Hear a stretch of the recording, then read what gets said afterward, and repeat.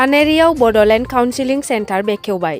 सुबुं समाजाव हामजाथावै खामानियाव लोब्बा थानाय, जेरै उन्दै बैसोआव हाबा लानाय, आइजोनि सायाव गाज्रि नोजोर, उन्दै समाव लेबार मावनाय बेफोरनिफ्राय सुबुं समाजखौ बासायनो बे सेन्टारखौ बेखेवना होयो बिटिआरनि इएम गौतम दासआ।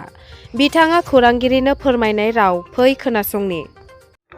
বিটিআর সামাজিক পৰামৰ্শ দান কেন্দ্ৰ হিচাপে 5টা কেন্দ্ৰ আমি শুভাৰম্ভ কৰিলোঁ যোৱাকালিৰ পৰা আজিলৈকে। আজি আমাৰ ওদালগুৰিতে পৰিলোঁ পানেৰীহাটত।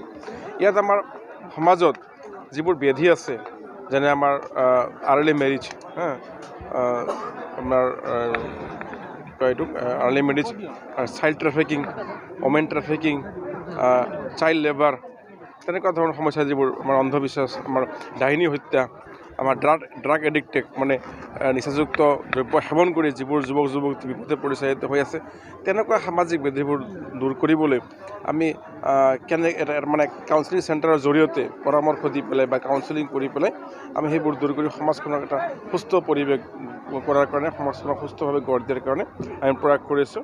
আমাৰ সন্মানীয় শ্ৰী প্ৰমোদ বড়োদেৱে এই ক্ষেত্ৰত যথেষ্ট উদ্যোগ লৈছে। কাউন্সিলিং কৰিব আমি কিছু এক্সপাৰ্ট যুৱক যুৱতীক, কোৱালিফাইড যুৱক যুৱতীক এপইণ্ট কৰিছোঁ। তেওঁলোকে বাহিৰৰ পৰা প্ৰশিক্ষণ লৈ আছে।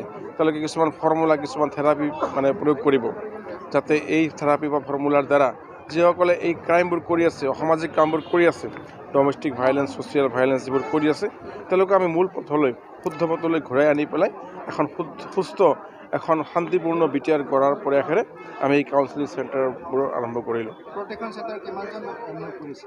আমি এজন প্ৰগ্ৰাম অফিচাৰ, এজন কাউন্সিলৰ, এজন মাল্টিটাস্ক অফিচাৰ, 3জন আৰু এজন ফ'ৰ্থ থাকিব। তেওঁলোকে প্ৰথমতে সজাগতা আনি পেলাই সমস্যা সন্দৰ্ভত তেওঁলোকে ৰাইজক বুজনি দিব আৰু ইয়াতে যিসকলক আহিব, যিসকল লোক তেনেকুৱা লোকক মাতি পেলাই আনি কাউন্সিলিং দিব। ইয়াতে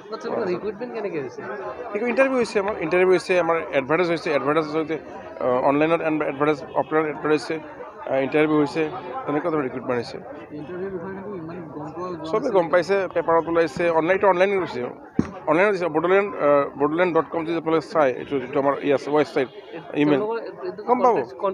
কণ্ট্ৰেকচুৱেল আপোনালোকে যদি এতিয়াও চাই, আজি যদি ক্লিক কৰে গম পাব সেইটো এডভাৰটাইজ কেছ দিছোঁ। আমি প্ৰথমতে এপ্লিকেণ্টে পোৱা নাই, আমিতো এপ্লিকেণ্টে পোৱা নাই। এনেকৈ এপ্লিকেণ্ট নোপোৱাৰ কাৰণে আকৌ আমি কৰিলোঁ, এক্সটেণ্ড কৰিলোঁ।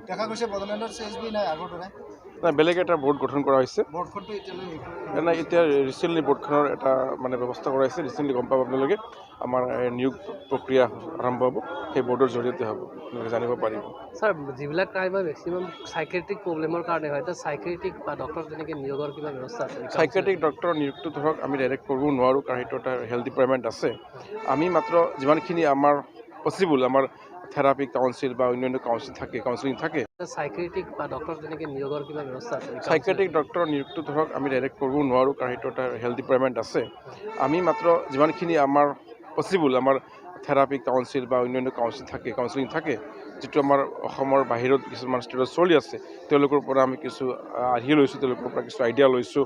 লৈ পেলাই আমি প্ৰাইমাৰী হিচাপে আমাৰ ড্ৰাগমুক্ত, চাইল্ড মেৰিজটো যাতে কম হয়, ডাইনী হত্যা যাতে বন্ধ হয়, ট্ৰাফিকিং যাতে বন্ধ হয়, প্ৰাইমাৰী কামখিনি যদি কৰিব পাৰোঁ, পিছলৈ আমি বেলেগ কামত হাত দিব পাৰিম।